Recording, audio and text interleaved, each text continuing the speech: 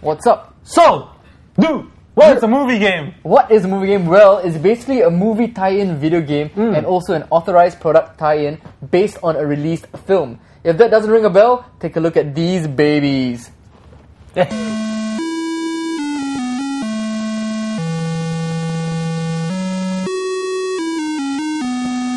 We first kickstart this little video on E.T. the Extraterrestrial. According to game history found online, Steven Spielberg liked the Atari version of Raiders of the Lost Ark so much that he had the designer Howard Scott Warshaw design a game based on his upcoming film E.T.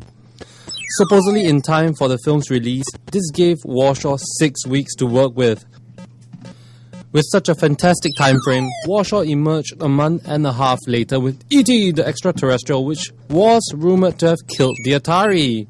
In this game, E.T. falls into pits he cannot escape from and suffers from bad gameplay and very odd graphics. Ooh. Next up is Friday the 13th, which makes a failed attempt at non-linearity. This game lets players wander around identical screens that made up the virtual version of Camp Crystal Lake and listen to bad music. By the way, the game could be completed in 3 minutes. In fact, let's see the game get completed right now.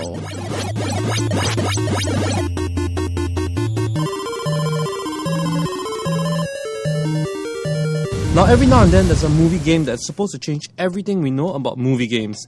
This is inevitably followed by the backlash that results when these massively hyped projects turn out to be just as crappy as their predecessors. Enter the Matrix was such a flop that it was hard to imagine that it could somehow be related to the movie trilogy. Testimonials by even the hardest of hardcore Matrix fans said that it was pretty crap. How tragic. Now, where do I begin with this? Street Fighter 2, the game was super duper. Street Fighter, the movie, the game was uber bad. I mean, come on. Jean-Claude Van Damme as Guile and Kylie Minogue as Cammy? Seriously? Bad acting, bad graphics, bad gameplay. And there's no excuse because there's a great game this is all based on. Now, even Capcom disowned this ugly baby.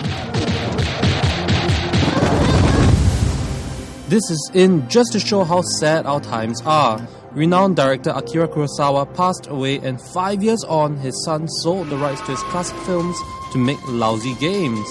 Japanese pachinko maker Sammy turned Kurosawa's samurai masterpiece into a campy, futuristic fighting game.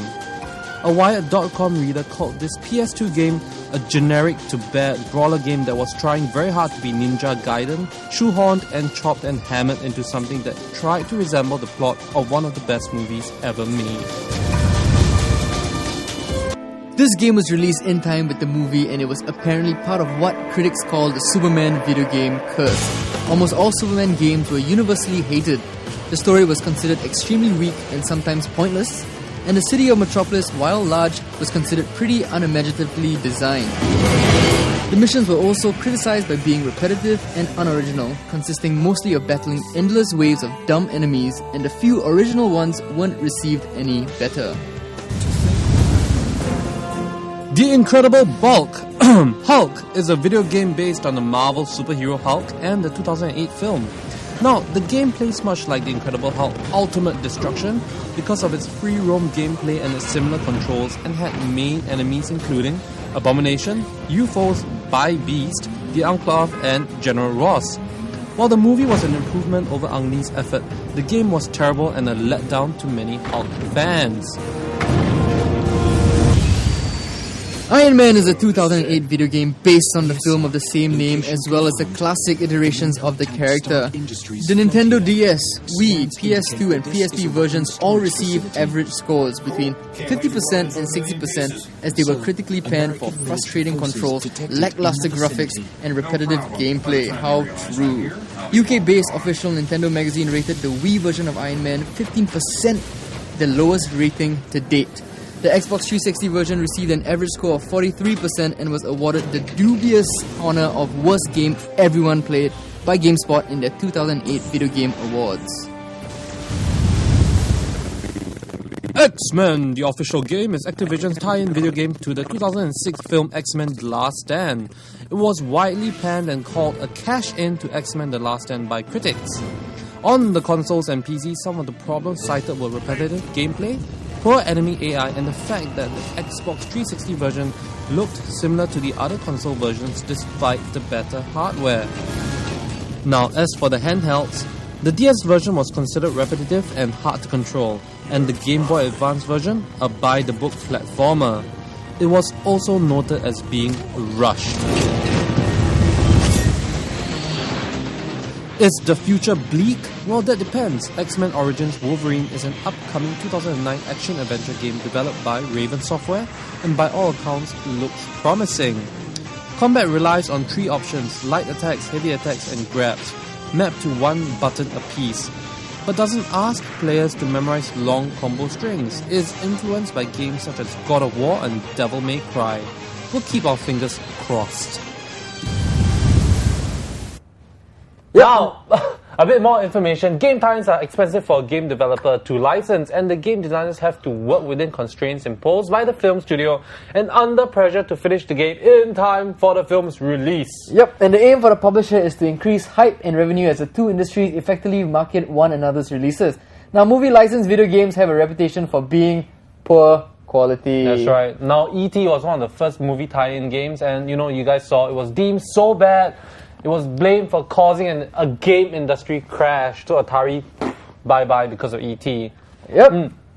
Now, I don't know, what other games do you think which are really bad or really good? Okay, I think like Fantastic Movie tie-in games, Four, movie The tie-in Punisher. It's mostly Marvel stuff that's like really because they're always rushing to make the quick cut, buck. Yeah, Marvel Studios trying to make a quick buck. No, bad job.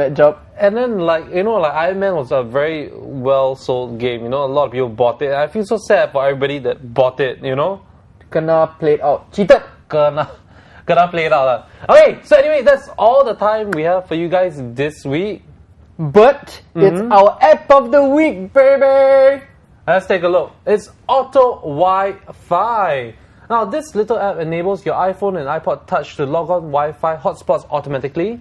It will also remember your username and passwords without you having to type it in. Yep, what's best about this app is that it learns and works out of the box, and it's easy to use. You can store as many WLAN hotspots as you want, and there's a zero-touch reconnection. Okay, if you are like us, constantly having to reconfigure and walk like a fool to get that fabled wireless and SG connection, Yep. By all accounts, this could be the last Wi-Fi app you could get.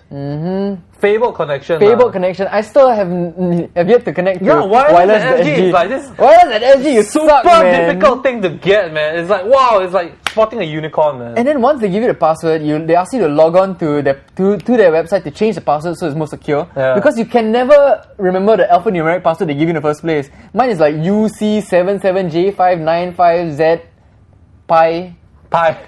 Square root 7.31. Stop giving us 5 passwords. Oh, it's crazy. Wireless at SG. Okay, that's all the time we have for bonus stage this week. We'll see you guys in the next. See ya.